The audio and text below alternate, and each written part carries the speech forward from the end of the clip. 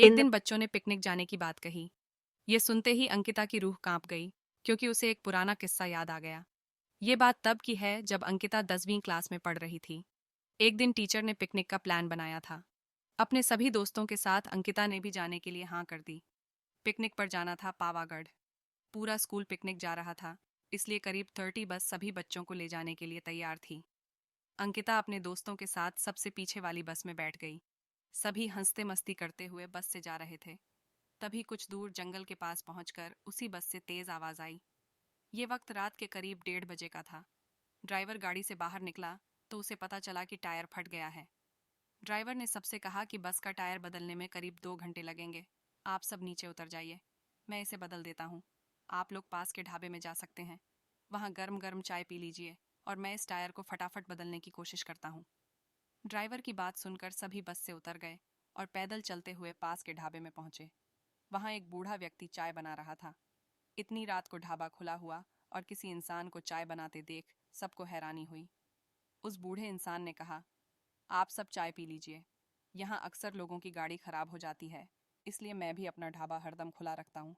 आप जैसे राहगीरों को कुछ मदद हो जाती है। उनकी बात सुनकर सबने चाय का ऑर्डर दे दिया। उन्होंने कुछ ही देर में सबके लिए चाय बनाकर मेज पर रख दी। चाय पीते हुए अंकिता की आंखें एकदम ढाबे की छत की तरफ गई। वहां अंकिता ने एक औरत को सफेद रंग की साड़ी में खुले बाल लहराते हुए देखा। कुछ देर बाद वो जोर जोर से हंसने लगी। भले ही हंसने की आवाज किसी को सुनाई नहीं दे रही थी, लेकिन अंकिता ने उसे मुंह खोलकर हंसते हुए देखा था। ये सब देखकर अंकिता ने डर के मारे आंखें नीचे झुका लीं। कांपते हुए किसी तरह से अंकिता ने चाय दोबारा पीना शुरू ही किया थी कि उसी वक्त जोर जोर से किसी के चिल्लाने की आवाज जंगल की ओर से आई। ढाबे में बैठे हुए सभी बच्चे और टीचर उस आवाज को सुनकर डर गए। सबको डरा हुआ देखकर उस बूढ़े इंसान ने कहा कि मैं देखकर आता हूँ क्या हुआ है, आप लोग यहीं बैठे रहो। इतना कहकर वो आवाज की तरफ बढ़ गया। तभी एक लड़की को खून की उल्टी लगातार होने लगी। उसको देखकर सबकी हालत और खराब हो गई। उसी समय एक टीचर ने कहा कि तुम सब आग जलाओ और उसके बगल में बैठ जाओ। सबने मिलकर आग जलाई आई और गोल घेरा करके बैठ गए। टीचर ने सख्त लहजे में सबसे कह दिया कि अकेले कोई कहीं नहीं जाएगा। वैसे भी सब इतना डरे हुए थे कि अकेले कहीं जाने की हिम्मत हो नहीं रही थी। आग के पास बैठे बैठे 3 बज गए। तब कहीं जाकर वो बूढ़ा इंसान जंगल से लौट कर आया। उसने सबकी तरफ देखा और कहा कि उस चीख को सब भूल जाना, नहीं तो जीना मुश्किल हो जाएगा। इतना कहकर वो ढाबे के अंदर चला गया।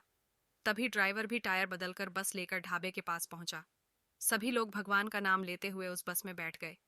टीचर ने बस में बैठते ही सबको कहा कि कोई एक दूसरे से बात नहीं करेगा, सीधे सब सो जाओ। टीचर की बात मानकर सब चुपचाप बस में ही सो गए। उसके बाद पिकनिक स्पॉट पर पहुंचे और करीब 1 हफ्ते बाद घूम कर आ गए। पिकनिक में किसी ने दूसरे बस के बच्चों से उस रात के बारे में कुछ नहीं कहा, क्योंकि टीचर ने मना किया।